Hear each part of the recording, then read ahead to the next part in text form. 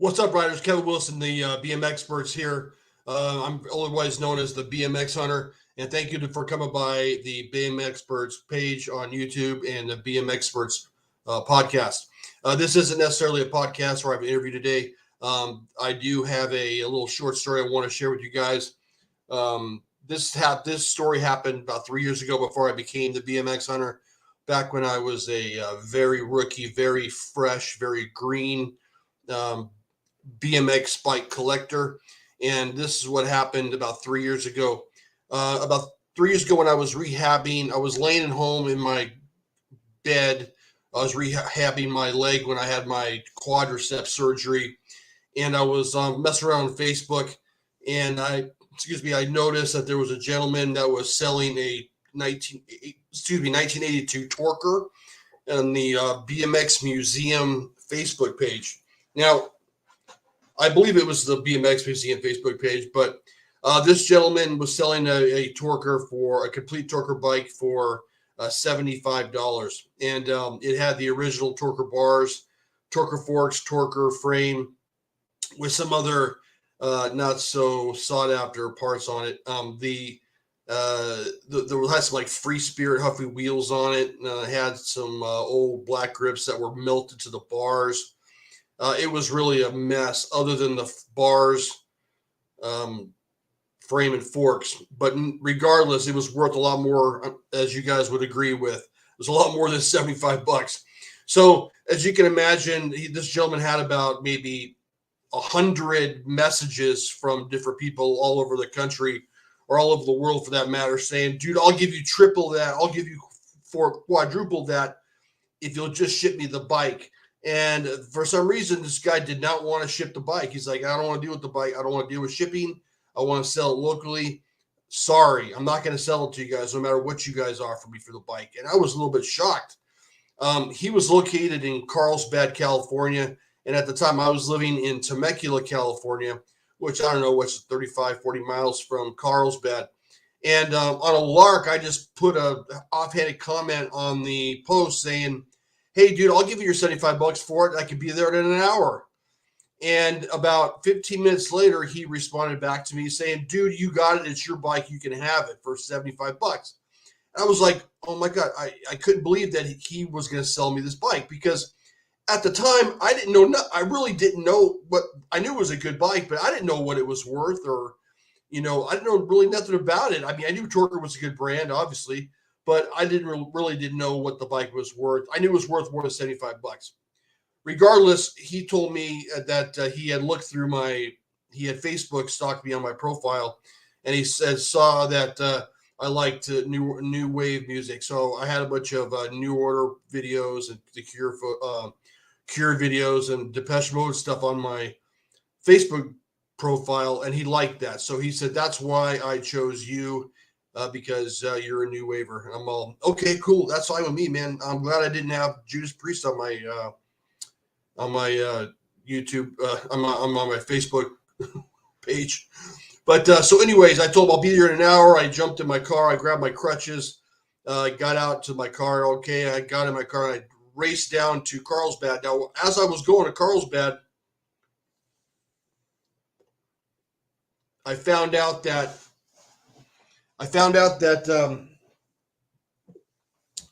that he was not going to be at his house. He was going to be at the beach. So I met him at Carlsbad State Beach. I drove up, and there was the bike sitting in the back of his truck. We made the exchange, and I had pulled out a little bit more money just in case when I went to the bank. So I actually gave him $120 for the bike. I got the bike back home. I looked at it for a couple of days. I was like, this thing is bitching, man. I love that thing. But I realized that if I was going to fund my upcoming BMX bike purchases, I'm going to have to sell this bike at some point to use it to flip other bikes. So I made the mistake of, I took the bike apart. I threw the wheels and tires away. I washed it off a little bit. I didn't try to take any of the rust off. I left it as it was. And I put some repopped black tough wheels on it with some new tires. And I put the bike for sale on the Torker Facebook page. And I made the same mistake that this other guy did. I put it on for $400. Now, $400 is more than $75, but it was still way under market at the time.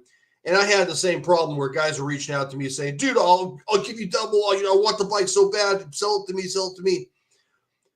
My problem is that in my naivete, being a new collector at the time, I took the second guy that sent me a message. I took his deal.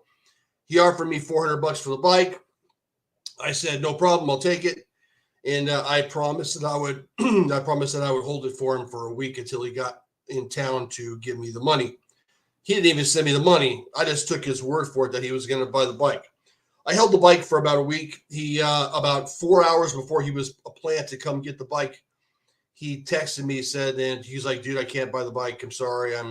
For some reason, I can't remember why. He basically told me that he couldn't take the bike. Now, in the meantime, I had learned that the bike was worth a lot more than $400. So I wasn't too pissed off. And I'm like, oh, dude, no problem, dude. Don't worry about it. It's okay. So I graciously let him out of the deal. After I let him out of the deal, then I was thinking to myself, well, if I put this thing back on the Torker page, people are going to have a meltdown because they're going to think that I put it on for $400. Then I realized how much it was worth. Then I pulled the bike off the sale portion. And then after I realized what it was worth, I put it back on for sale on the same page for more money. And I knew people were going to think this. I was like, I could see this coming. So what I did was I wrote this long description about the bike. I put like the bike was sold. I had every intention of honoring the deal with the other guy. It's not my fault. He backed out of the deal. But, in the meantime, I wasn't going to honor the same deal because I wasn't going to put it back on for $400 after I knew it was worth more money. So I did this whole long description of the bike, and then I put it on for $600. And sure as shit, people lost their minds. They were freaking out on me. There were two guys in particular, and I wish I could remember their logins to the page.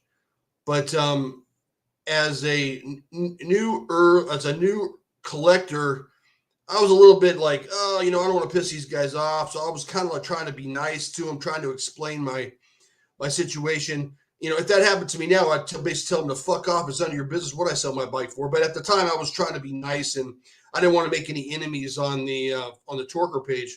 But these guys were really coming at me hard, man. They were like saying, dude, you're an asshole. You backed out of the deal. And I was trying to explain to him, dude, I was going to honor the deal, but the guy backed out, man. I'm not going to make the same mistake again. So I put it on for $600, and then I got all this hate. Like, the bike, this one particular dude's like, dude, the bike ain't worth $600. You're a fucking asshole. No respecting Torker collector would ever pay $600 for that bike. And I was like, wow, dude, this is a lot of hate. But I knew that it was worth right around $600. And I got into a big back and forth battle royale with this guy via messages on the page on my for sale ad. And in the meantime, I put the bike on eBay for sale. And he saw the bike on eBay for sale. And then he came at me even harder. And he said, dude, no one's going to give you $600 for that bike. No self-respecting Torker collector is going to give you $600 for that bike. And then a couple of days later, a gentleman reached out to me via Messenger through eBay.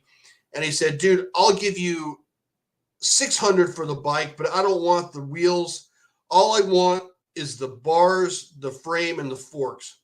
And I'll give you $600 for that. And I was like, okay, good deal. So I took the deal. I think I had to, you got to pay some fees and that type of thing with eBay.